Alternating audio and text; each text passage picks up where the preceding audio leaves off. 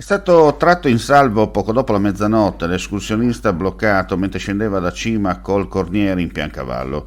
L'uomo è stato ritrovato, provato, nei pressi del bivio del sentiero che porta verso Casera Campo.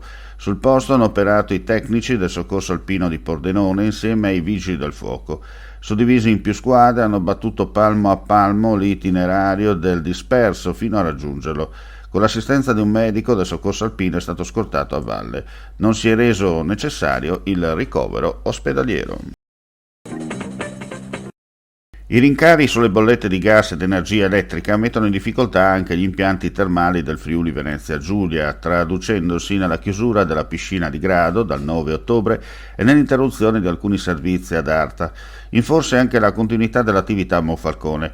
Lo ha reso noto Roberto Marin, presidente della GIT di Grado, società che gestisce spiagge e terme della località balneare. Il nuovo contratto per la fornitura del gas decorre dal 1 ottobre con le nuove tariffe proposte dal gestore, l'unico che ha partecipato tra 10 invitati alla gara. Gli altri si sono ritirati causa l'impossibilità di garantire l'erogazione per la difficoltà di acquistare la materia prima. Questo contratto, ha precisato Marin, prevede un aumento dei costi da 160.000 euro annui attuali fino agli 800.000 euro a parità di consumi. Per la fornitura di energia elettrica, il cui contratto scadrà a dicembre, prevediamo un aumento dei costi da 150.000 annui ad oltre 400.000.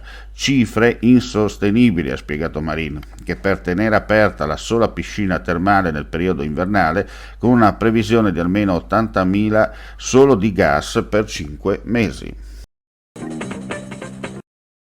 Grazie ai fondi derivati dai ribassi degli interventi dell'annualità del 2021 assegnati all'interno del budget dei fondi VAIA dalla Protezione Civile Nazionale per un ammontare di 8,8 milioni di euro, la Protezione Civile del Friuli Venezia Giulia andrà a intervenire ulteriormente nelle aree colpite dal tremendo evento emergenziale di fine ottobre 2018.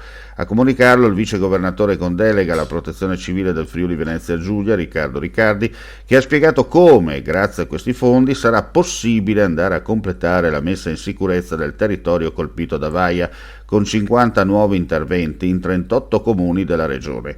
I fondi complessivi messi a disposizione dal Dipartimento Nazionale della Protezione Civile per far fronte ai danni causati dalla tempesta in regione sono stati pari a 387 milioni di euro, che hanno consentito di realizzare più di 1.200 interventi.